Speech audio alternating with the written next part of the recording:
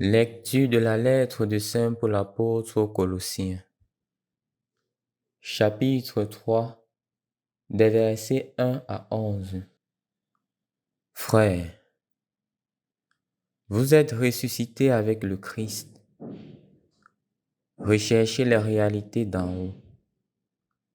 C'est là qu'est le Christ, assis à la droite de Dieu.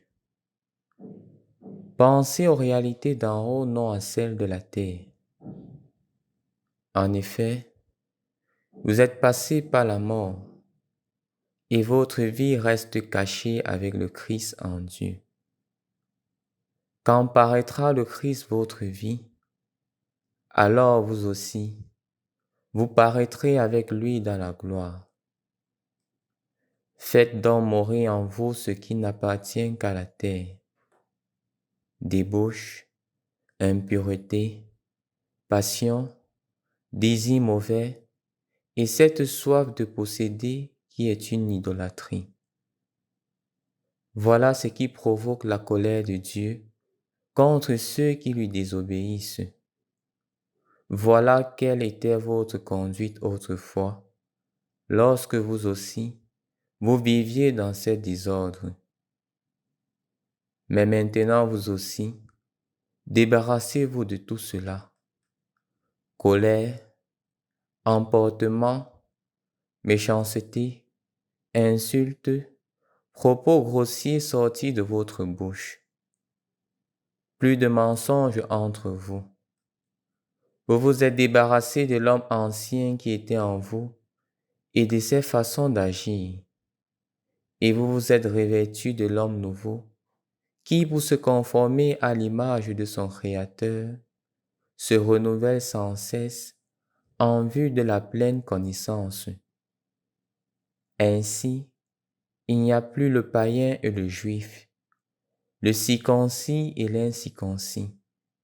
Il n'y a plus le barbare ou le primitif, l'esclave et l'homme libre, mais il y a le Christ. Il est tout et en tous.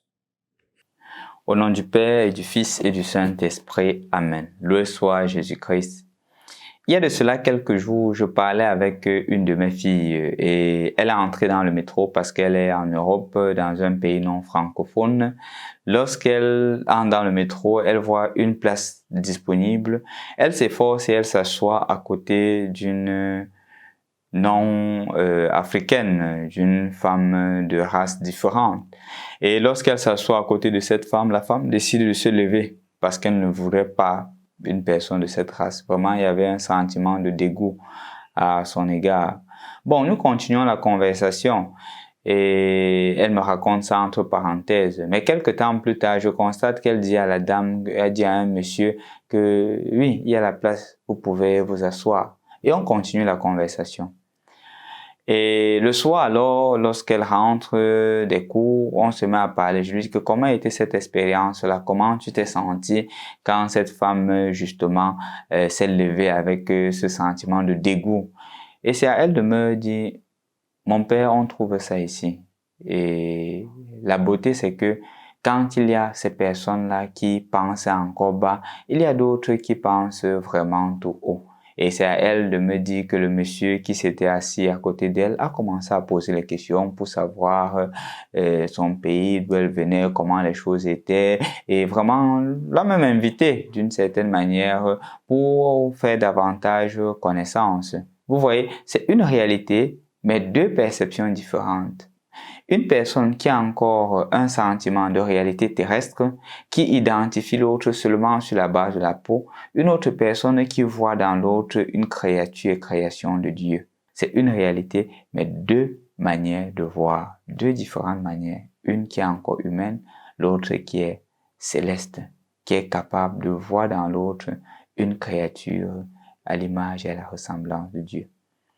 La même chose s'est produite il y a de cela quelque temps à l'égard d'une de mes filles qui voulait se marier et à sa grande surprise, tout était déjà prêt. Le garçon vient dire qu'il ne peut pas épouser la fille et la fille vient me dire, je demande la raison et c'est parce que la fille n'est pas de la tribu du garçon. n'étant pas de la tribu, on ne veut pas les personnes de cette tribu dans notre famille, me disait-elle, qu'on a décidé ainsi. Et ainsi, elle doit arrêter une relation qui a été construite depuis longtemps. Les réalités terrestres. C'est pour cela que dans l'évangile d'aujourd'hui, le Seigneur parle clairement des réalités terrestres et des réalités célestes. Si nous sommes ressuscités dans le Christ, nous devrions rechercher les réalités d'en haut et non plus celles de la terre.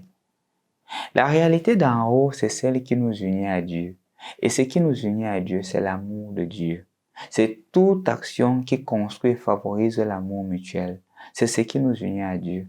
Mais quand on est encore là, dans des attitudes, comme dit Saint Paul, dans les attitudes de colère, dans les attitudes de mensonge, dans les attitudes de racisme, dans les attitudes de tribalisme, nous sommes encore dans des réalités terrestres.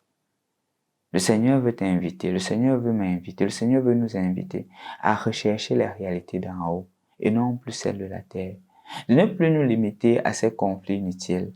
Parfois même, j'ai des difficultés à comprendre qu'on ait encore des difficultés à pardonner.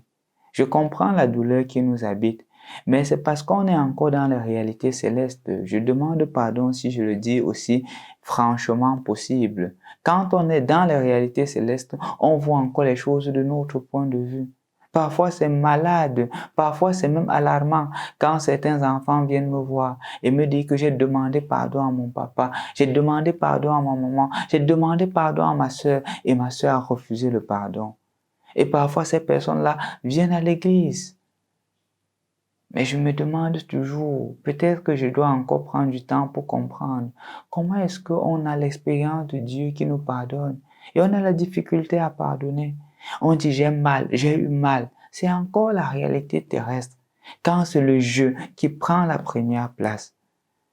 Et justement, quand on est dans cette situation-là, le Seigneur est en train de nous envoyer une sonnette d'alarme pour nous rappeler que nous sommes créés à son image et à sa ressemblance et que nous devrions nous convertir, que nous devrions rechercher les réalités d'en haut. Cette fille avec qui je parlais dans le métro, j'ai apprécié son attitude.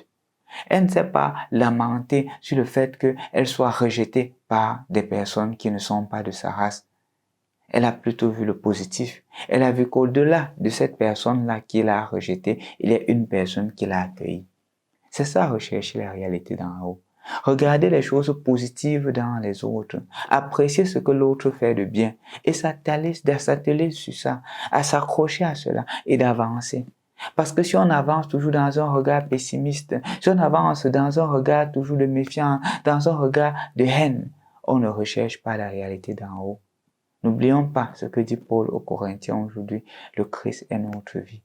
Et si vraiment le Christ est notre vie, vivons pour le Christ. Vivre pour le Christ implique aussi tuer nos égoïsmes.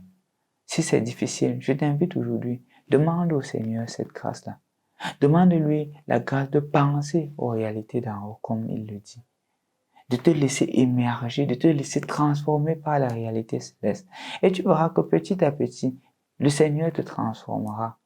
Ce n'est pas de tes forces que tu parviens à faire cela, c'est le Seigneur qui te donne la force. Et demande-lui les forces. Il ne t'abandonnera pas parce qu'il t'aime, il t'aime, il t'aimera toujours.